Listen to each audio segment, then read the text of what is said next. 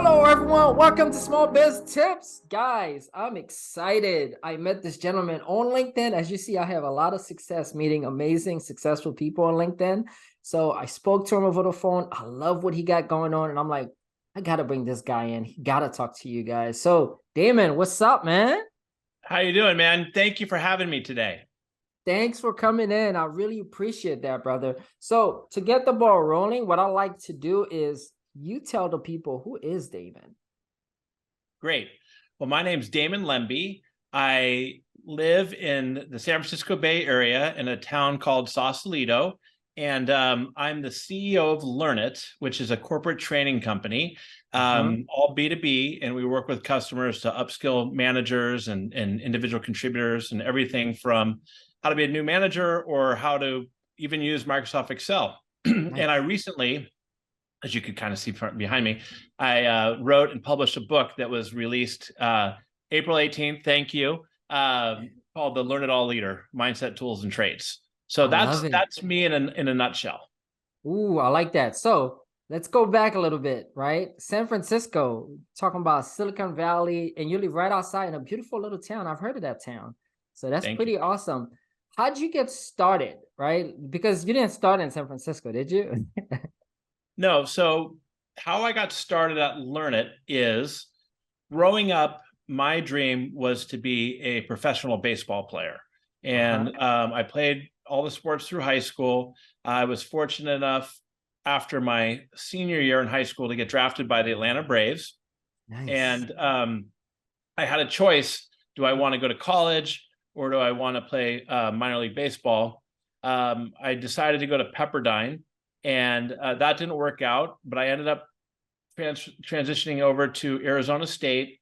And I was still had a great career there, and I was hoping to be a professional baseball player after my college career. Turned out that didn't work out. So here I was after spending 22 years of my life figuring out what am I going to do next, and with no real work skills. And I was fortunate to come from a family that had multiple businesses, including real estate and hotels. And one of the businesses that was just starting off was Learnit, which my dad started. And and that was June of 1995. And I started off as the receptionist there. And here we are. I mean, June 5th will be our 28th anniversary. So I guess Monday. So it's great to be talking to you today about it. Congratulations. Crazy. That is crazy because you think about it, right? You had no, like, that wasn't part of another plan because you wanted to be a baseball player. And then you end up starting as a receptionist in a company, and now you run it 20 plus years later. I'm curious, 28 years. A lot of business don't even last 3. What's that secret sauce to you guys' success, man?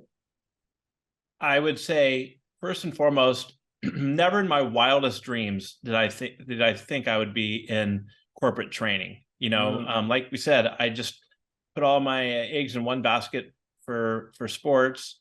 That didn't work out, and then I had to pivot and transition.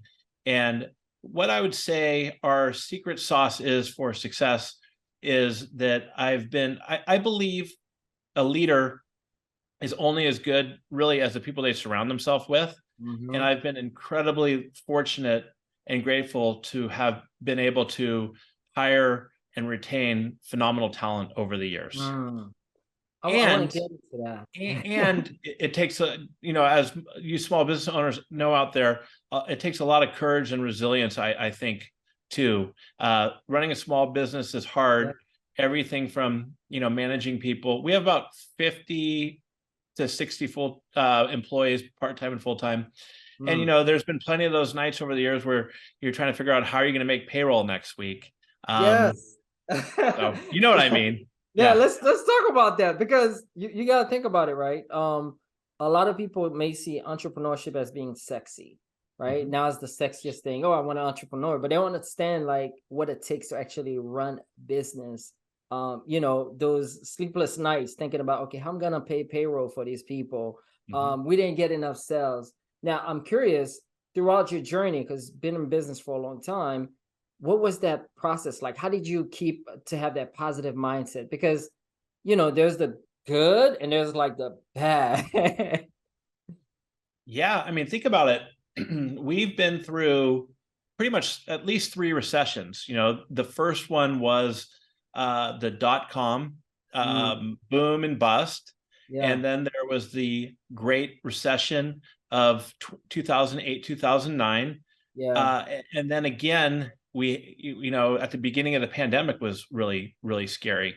And we may be heading in, quite honestly, you know, as we all know, into another one Another coming one, up. yeah. So what really is we've been able to do is really learn through how we did things differently. You know, the first time back in 2001, I was really fortunate that I had family support, Hmm. where if I had to, at that time, I had to borrow money to cover payroll. Yeah. And it was really tough turning to my dad and grandfather asking for that. But we got through it, was able to pay him back. And then we learned for the future when things started to turn in 2008, we Hmm. made some tough decisions hiring. I mean, excuse me, you know, we looked at what happened before, and we, instead of, we had to make layoffs. And Mm, instead of doing it band-aid, one person here, one person there, yeah. we figured out what's it going to take to ride through the storm. And we made those tough decisions. You know, we let go about 25% of our staff. Wow. I handled it, you know, individually. Yeah. It was incredibly hard, but then turned to the rest of the team and said, "Hey, you know, I'm confident we made the decision, we made the tough choices we had to. We're going to be fine. You know, we put ourselves in a position to be fine moving forward." And that was a big one. And also, for you business owners out there, please be smart with your accounts receivable. You know, Mm, got burnt in the first one, extending credit. You know, yeah. people owed us money, and then companies went out of business or didn't pay. You know, that was another way we made through it. The next time was we just realized that we couldn't let accounts receivables get That out of is hand. that is a big gem. A lot of us don't think about that, but when situation like this happen, we don't have control over it. So being Mhm. a great leader, as you were, and be able to really help them Thanks. navigate the storm by thinking ahead, right? So, which takes me to my next question to you is the book that you have, right? The book around Learn It All Leader. Like, Mhm. how did that come about? Like, what made you say, you know what, I need to write this book? It's so what really inspired me to write the book was I feel like one, I've been, you know, been at this for 28 plus years, 26 years when I started.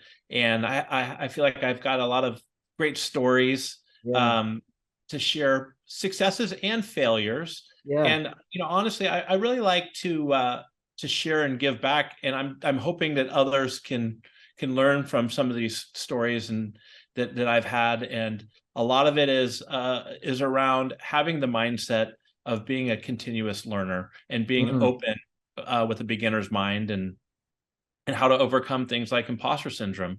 And mm. that was the main reason. The second reason is that I wrote it also for my kids. I got 2 young ones. I got a 5 and a 1-year-old. And my father, who started Learnit, you know, passed away about 10 years ago. My And condolences. they never had a chance to meet him. And so this is an opportunity for them to learn about what a great leader he was and how he's had an impact on thousands of individuals. I mean, we've probably trained in all the different channels over 1 million people over the Wow, 28 years. So yeah, that's those are the amazing. main reasons for writing the book. No, I love it. And I'm curious, right? You mentioned something about imposter syndrome. Mhm. A lot of entrepreneurs who's either coming into success or got very successful very quickly sometimes go through that process of imposter syndrome. What is maybe that one? You don't got to give us the whole book because I want people to go and read this. What is that maybe one quick tip you can share that can help people when it comes to overcoming the imposter syndrome? First of all, realize that everybody goes through it. You know, Mm, everybody has imposter syndrome at some point in their career. And I would identify what the fear is, you know, that you're worried about. And I would say the one tip I would give is to, really focus on what it is and work hard. Work through it, get repetitions in. For Yeah. instance, if you're in sales and you're afraid to make calls, sit down and make the calls. It's get out of your comfort zone and make the calls that you need to do. And the other thing I would say, is work hard, really focusing on what you're worried about or feel like you don't belong with, and then don't take yourself too seriously, and learn through the process. At the end of the day, those are really what I would say to do as far as imposter syndrome. I love it. I love it. Definitely I think that's something that a lot of, entrepreneurs struggle with. Which takes me to my next question, right? You guys had an organization with 50, 60 people, and you said you had to hire right. How do you go about hiring the right people? Because that's something a lot of people struggle with. What's your process when it comes to hiring? I think hiring great talent is very difficult. Very difficult. And there is definitely some trial and error that goes along with it. But we use, and I talk about this in my book, but it's a 3F formula. One is, find great people, figure out their strengths, and focus on those strengths. But the beginning part, to find great people, I think that recruiting should never end. So it should be an ongoing process. Even if you don't have open positions, you should continuously be out there networking with people, getting to meet people. And then if you come across somebody who's phenomenal, you should figure out how to carve out budget to bring them on board.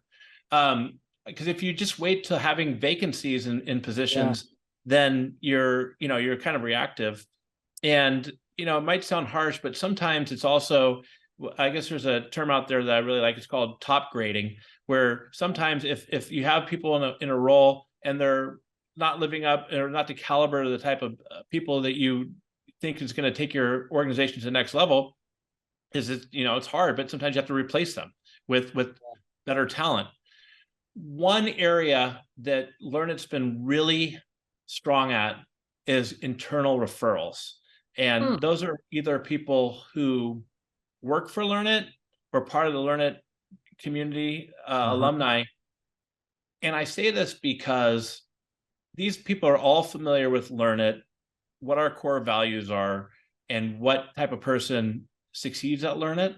So these internal referrals, typically people aren't going to refer people to come work at Learnit unless they feel like it would be a good fit for our culture. Wow, so that's our secret sauce, I think, when it comes to finding great talent. Wow, I love it, because you think about it, good people know good people. So we don't think about that, but you're absolutely right. Being able to have an internal referral system saves you a lot of time and able to build a stronger pipeline of people, which takes me to my next question, right? There's a difference when it comes to leading an organization with 5 people, 10 people, 50 people. When you guys were growing, right, throughout the 20 years, what was the difference when you were leading an organization with just 5 people to now leading an organization with 50 people? The biggest difference is the need for processes, clear communication, and being able to trust the team members that you have. Because as a small business owner, when you have 5 people on your team, you can pretty much jump in and do anything, and 5, 10 people. But when you have 30, 40, 50, 100, you need to have great people, and you need to be able to trust them to do the work. You can't, I call it the hero syndrome. Hero syndrome is you bring somebody in, you give them a job, and then you jump in and you do the work for them.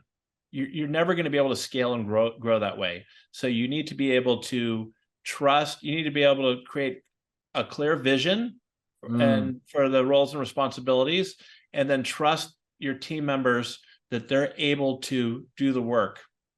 And realize they will make mistakes. Mm, And sometimes it's good to even celebrate those mistakes as learning opportunities. okay.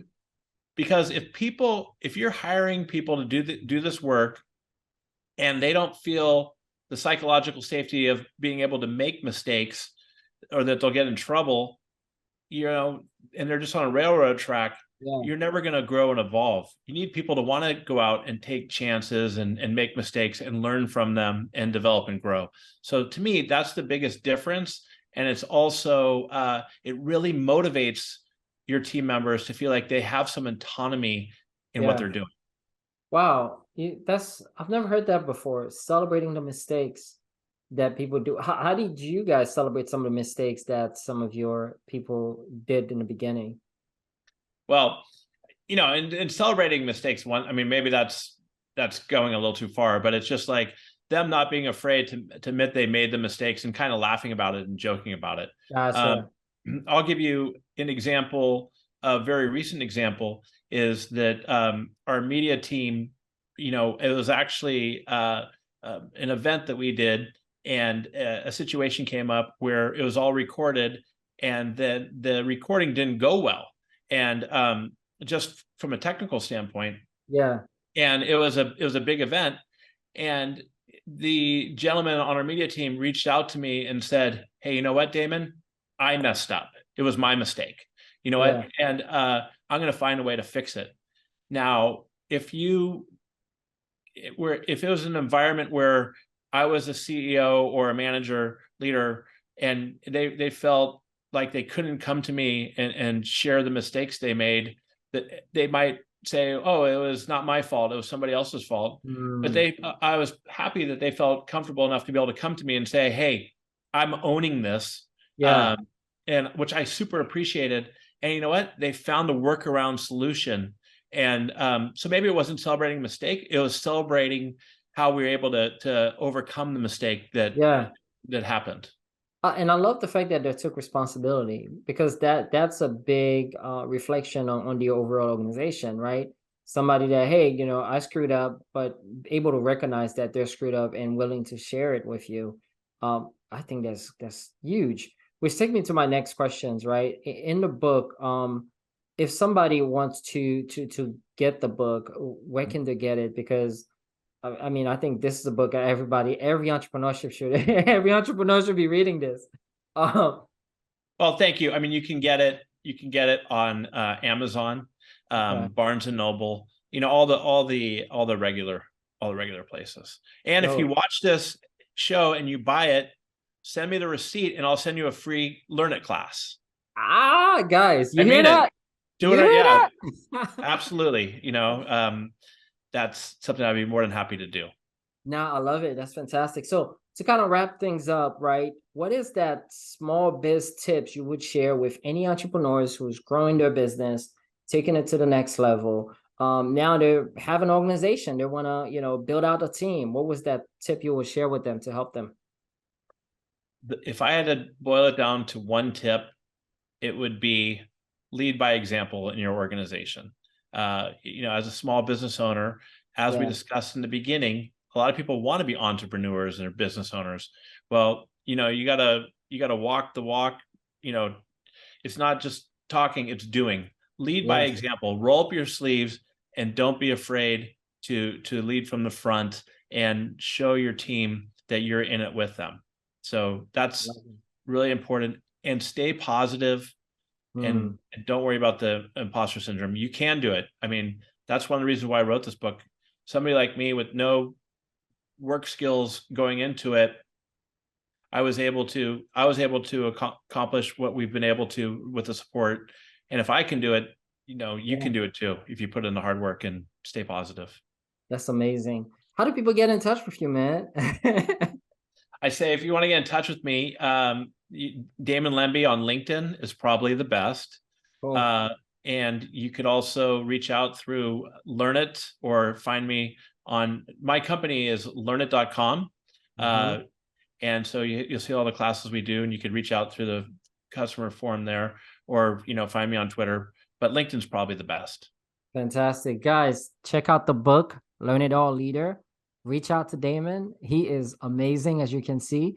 And thank you again for jumping on. I really appreciate this. Have a good one. Thank you for all you do and keep up the good work. Thank you.